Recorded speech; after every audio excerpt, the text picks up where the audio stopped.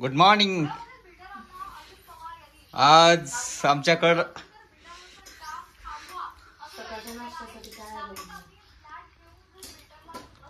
सकाळचा नाश्ता अंडा आणि ब्रेड फुल मजेत चालू आहे.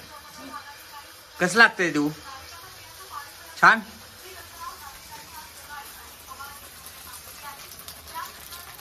आमच्या घरचेच गावरान अंडे आहेत. बनविणारी पण मी इथलीच आहे. हे बघा अंडे, अंड्याचे बघा किती मोठे कवचाट पडले. लेकरावाला नुसती अंडी खावाट, नुसती अंडी अंडी तर अंडी खावा. आणि मगाशी त्यांनी दूध मागत होत्या, दूध संपले म्हणल्या लगेच 1 लिटर दूध आणलं. आता दूध तापवलेलं आहे, पण अंडा पोळी करणार आहे, पाव करणार आहे म्हणल्यावर मुलींचं कॅन्सल झालं. बिस्किट आणि चहा दूध घ्यायचं. आता चालू झालेलं आहे गुराळ अंड्याचं आणि पावाचं. हे बघा पाव, हा आहे पाव, हे आहेत अंडे. आता मी पण मस्त टेस्ट घेणार आहे. आणि शक्यतो हिवाळ्यात गावरान अंड्याला जास्त मागणी असते. आणि गावरान अंडे पण खावे. गावरान जे माणूस अंडे खातो त्याला माहिती आहे काय मजा असते. हे आमच्याकडे गावरान कोंबड्या आहेत. माझ्याकडे आता थोड्या असं सोडल्यावर थोड्या वाटल्यात, पण 40 कोंबड्या आहेत माझ्याकडे अंड्याची कमी नसते. पण मी अंडे शक्यतो माझ्या मुली खात आहेत, ह्यांनी खात आहेत, मला पण आवडते, त्याच्यामुळे मी जास्त अंडे विकत नाही बाहेर. कोंबडे आणि कोंबडे मिळून 40 आहेत माझ्याकडे सगळे. आता सध्या कोंबडेच 9-10 कोंबडे आहेत माझ्याकडे. दाखव साहेब, तो पांढरा पण कोंबडाच आहे.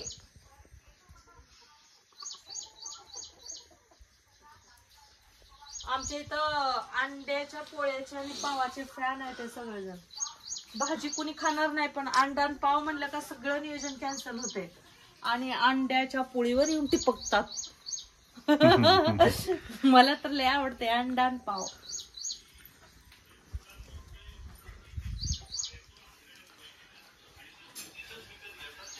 ओ डे साहेब, अंड्याची पोळी दाखवा.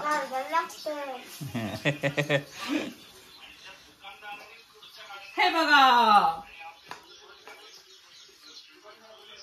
Okay, thank you. पोळी.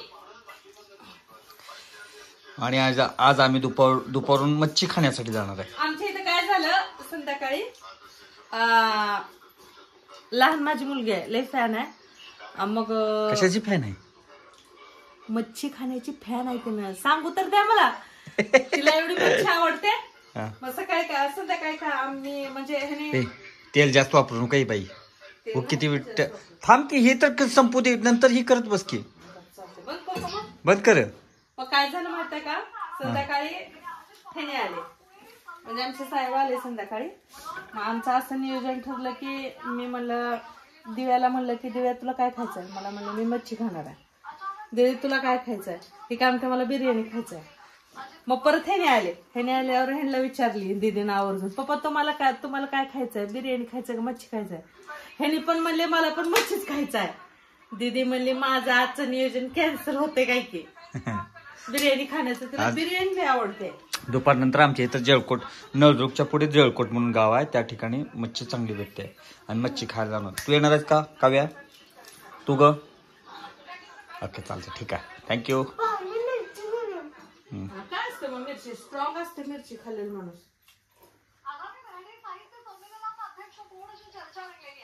साहित्य महामंडळाच्या आजच्या बैठकीमध्ये सर्वांना उत्सुकता आहे. विश्वास पाटील, नेमाडे की पाठारे अशा पद्धतीची चर्चा रंगलेली आहे आणि यामध्ये